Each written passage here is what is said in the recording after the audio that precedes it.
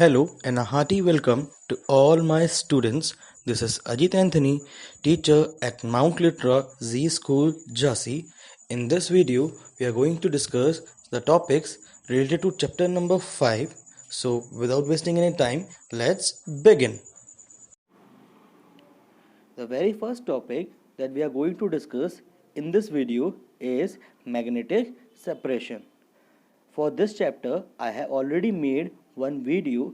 If you have not watched that video, I would highly recommend you all to watch that video so that the concepts and the remaining process which we have already discussed in my previous video can be easily clear to all. So let's start with this topic, that is the magnetic separation. A magnetic separation is a process in which a separation is being done by the help of a magnet. Consider there's a bowl in front of you which consists a magnetic material and a non-magnetic material. So you need to separate the magnetic material from a non-magnetic material.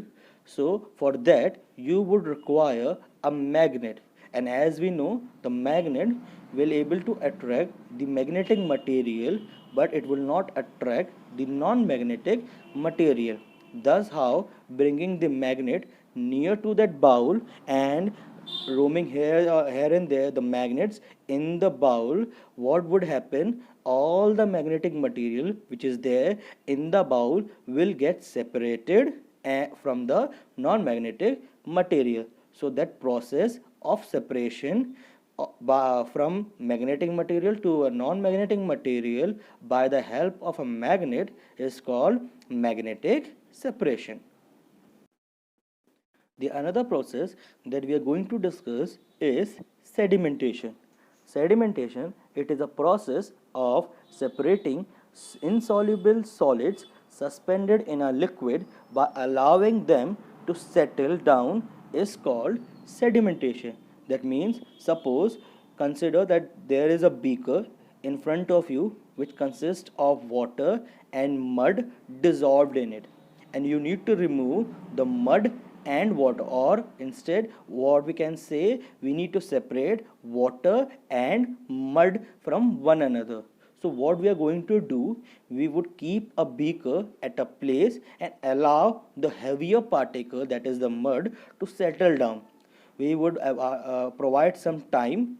It would take half an hour or more than that to settle down, and after the mud settles down, all the mud or all the heavier particle will settle down at the bottom of the beaker.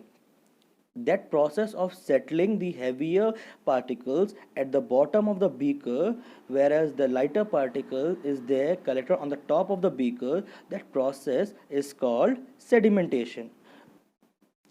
The solid particles that settles down during the sedimentation are called sediments. Means the heavier particles which I've just explained you all settles down at the bottom of the beaker is called sediment, whereas the above liquid or the liquid above the sediment is called supernatant. That means the lighter particle which is there above the heavier particle is called what? Supernatant. The another process that we are going to discuss is loading. As we have discussed, the sedimentation, it is a process in which the heavier particles settles down at the bottom of a vessel or a beaker, or in which we are doing the sedimentation process. But the process of sedimentation will require lot of time to complete. But to increase the rate of sedimentation or to speed up the process of sedimentation, we can do the process that is loading. Loading is a simple process in which a chemical, which we can call it as the alum or fitkari in Hindi, is added in the sedimentation process or during the sedimentation process. By the adding alum or fitkari, that chemical, what happens, the rate of settling the heavier particle increases, or in other words what we can say, rate of sedimentation increases.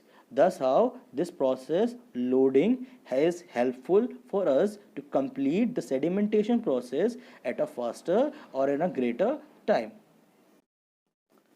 The another process that we are going to discuss is the filtration. It is the process by which two substances or the insoluble solids which is dissolved or which is there present in the water is separated by passing the mixture through the filter paper or device. That means this process, that is the filtration process, is being done by the help of filtering medium or a paper or a device.